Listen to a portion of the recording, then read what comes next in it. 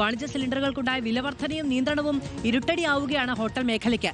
ഇടത്തരം ഹോട്ടലുകൾക്ക് 4 മുതൽ 6 വരെ സിലിണ്ടറുകളാണ് ഒരു ദിവസം ആവശ്യമുള്ളത്.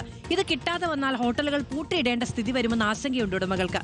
ചിലയിടങ്ങളിൽ ഇതിനോടകം ഭക്ഷണ സാധനങ്ങൾക്ക് വിലയും വർദ്ധിപ്പിച്ചു കഴിഞ്ഞു. അതായത് ഹോട്ടൽ മേഖലയിൽ മാത്രമല്ല, നമ്മളെയൊക്കെ നേരിട്ട് ബാധിക്കാൻ പോവുകയാണ് എന്നാണ്.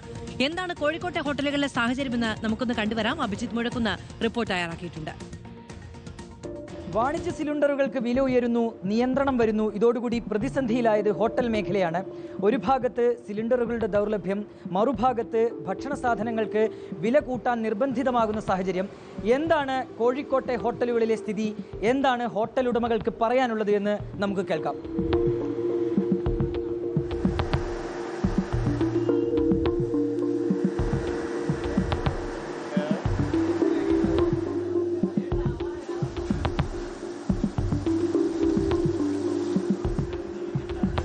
നിലവിൽ എന്താണ് ഹോട്ടലിലെ സാഹചര്യം? ഒരു പ്രതിസന്ധിയിലേക്ക് മാറിയിട്ടുണ്ടോ കാര്യങ്ങൾ? ഓൾറെഡി മാറിക്കഴിഞ്ഞു. കഴിഞ്ഞ 2-3 ദിവസമായിട്ട് വലിയ പ്രതിസന്ധി. പക്ഷെ അത് എന്തൊക്കെയോ ഒരു ഇപ്പം പ്രത്യേകിച്ച് കോഴിക്കോട് പോലെയുള്ള കൂട്ടായ്മകൾക്കുള്ള സ്ഥലമാണ്. ചിലരുടെ അടുത്ത് എക്സ്ട്രാ ഒക്കെ എടുത്തിട്ടാണ് അഡ്ജസ്റ്റ് ചെയ്തത്. പക്ഷേ ഇന്ന് മുതൽ ഭയങ്കര സങ്കീർണമാണ്. ഇനി അങ്ങോട്ടുള്ളൊരു ക്ലാരിറ്റി ഒഫീഷ്യൽസിൻ്റെ അടുത്തൊന്നും കിട്ടുന്നില്ല, നമ്മളെ വെൻഡേഴ്സിൻ്റെ അടുത്തൊന്നും കിട്ടുന്നില്ല. എത്ര സിലിണ്ടറുകൾ ആവശ്യമുണ്ട്? എത്രയാണ് നമുക്ക് കിട്ടാറുള്ളത് സാധാരണ നിലയിൽ? ഞങ്ങൾക്ക് 5 മുതൽ 6 കുറ്റി മിനിമം വേണം. അത് റൊട്ടേഷനാണ്. പിന്നെ അത് സെൻട്രലൈസ്ഡ് സിസ്റ്റം ആയതുകൊണ്ട് വളരെ എഫിഷ്യൻ്റ് ആയിട്ട് യൂസ് ചെയ്യുന്നത്. അപ്പം 6 എണ്ണം ഡെയിലി വരുന്നിടത്ത് ഇപ്പം ഞങ്ങൾക്ക് 1 ഒക്കെയാണ് കിട്ടുന്നത്. അതുകൊണ്ട് എവിടെയും എത്താൻ പോകുന്നില്ല. ഈ ഗ്യാസിൻ്റെ ഇങ്ങനെ തുടർന്ന് പോയാൽ ഭയങ്കര ബുദ്ധിമുട്ടായിരിക്കും. നോമ്പ് കാലത്ത് ചില ആൾക്കാർക്ക് കച്ചവടം കുറയും, ചിലർക്ക് കച്ചവടം കൂടും. പക്ഷേ നമ്മളെന്താണ് കോഴിക്കോട് ബീച്ചിലുള്ളതാണ്. ഇവിടെ അടുത്ത് തന്നെ 2-3 ഹോസ്പിറ്റൽസ് ഉണ്ട്, റെയിൽവേ സ്റ്റേഷൻ ഉണ്ട്, അങ്ങനെ പല സംഗതികളും ഉണ്ട്.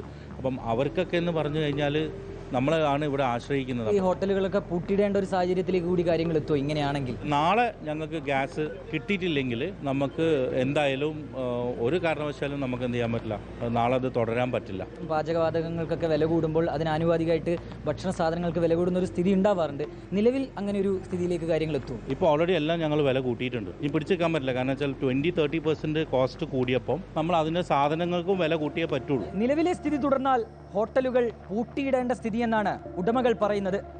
പലയിടങ്ങളിലും ഭക്ഷണ സാധനങ്ങൾക്ക് വിലയും വർദ്ധിച്ചു. എത്രയും വേഗം പ്രതിസന്ധി പരിഹരിക്കുക എന്നതാണ് ആവശ്യം.